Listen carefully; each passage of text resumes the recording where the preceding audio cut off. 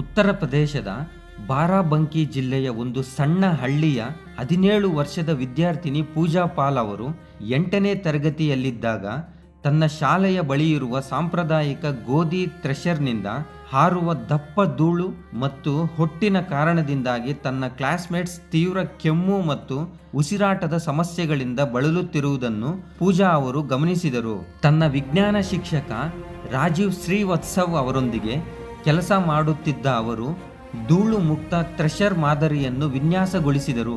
ಧೂಳು ಮತ್ತು ಹೊಟ್ಟಿನ ಕಣಗಳನ್ನು ಗಾಳಿಯಲ್ಲಿ ಬೀಸುವ ಬದಲು ಪಾತ್ರೆಯಲ್ಲಿ ಹಿಡಿದಿಟ್ಟುಕೊಳ್ಳಲು ಅವರ ವಿನ್ಯಾಸವು ಸರಳವಾದ ನೀರು ಆಧಾರಿತ ಕಾರ್ಯವಿಧಾನವನ್ನು ಬಳಸುತ್ತದೆ.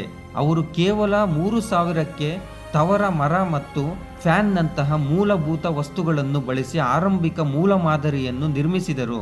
ಇದು ಅವರ ಕುಟುಂಬಕ್ಕೆ ತುಂಬಾ ಆರ್ಥಿಕ ಹೊರೆಯಾಗಿತ್ತು. ಆಕೆಯ ತಂದೆ ದಿನಕೂಲಿ ಕಾರ್ಮಿಕರು, ಅವರ ತಾಯಿ ಸರ್ಕಾರಿ ಶಾಲೆಯಲ್ಲಿ ಅಡುಗೆಯವರು. ಅವರು ಮಣ್ಣಿನ ಗೋಡೆಗಳಿಂದ ಕೂಡಿದ ಮನೆಯಲ್ಲಿ ವಾಸಿಸುತ್ತಿದ್ದರು. ಅಲ್ಲಿ ಶೌಚಾಲಯ ಮತ್ತು ವಿದ್ಯುತ್ನಂತಹ ಮೂಲಭೂತ ಸೌಲಭ್ಯಗಳಿಲ್ಲ. ಅವರು ಸಣ್ಣ ದೀಪದ ಬೆಳಕಿನಲ್ಲಿ ಓದುತ್ತಿದ್ದರು. 2023ರಲ್ಲಿ ಅವರ ನಾವೀನ್ಯತೆ ವಿಜ್ಞಾನ ಮತ್ತು ತಂತ್ರಜ್ಞಾನ ಸಚಿವಾಲಯದಿಂದ ಇನ್ಸ್ಪೈರ್ ಪ್ರಶಸ್ತಿಯನ್ನು ಗೆದ್ದುಕೊಂಡಿತು. 60 ರಾಷ್ಟ್ರೀಯ ವಿಜೇತರಲ್ಲಿ ಅವರು ಉತ್ತರ ಪ್ರದೇಶದ ಏಕೈಕ ವಿದ್ಯಾರ್ಥಿಯಾಗಿದ್ದರು. ಈ ಸಾಧನೆಯಿಂದಾಗಿ ಅವರು ಸಕುರಾ ವಿಜ್ಞಾನ ಪ್ರೌಢಶಾಲಾ ಕಾರ್ಯಕ್ರಮಕ್ಕೆ ಆಯ್ಕೆಯಾದರು.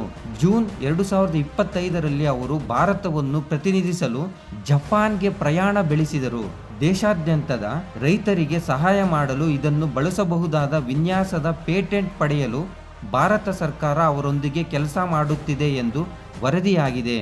ಅವರು ಜಪಾನ್ನಿಂದ ಹಿಂದಿರುಗಿದಾಗ ಸ್ಥಳೀಯ ಅಧಿಕಾರಿಗಳು ಮತ್ತು ಜಿಲ್ಲಾಡಳಿತವು ಅವರ ಕುಟುಂಬಕ್ಕೆ ಸರಿಯಾದ ಮನೆ ಮತ್ತು ಅವರ ಕೊರತೆ ಇರುವ ಸೌಲಭ್ಯಗಳನ್ನು ಒದಗಿಸಲು ಪ್ರತಿಜ್ಞೆ ಮಾಡಿದೆ.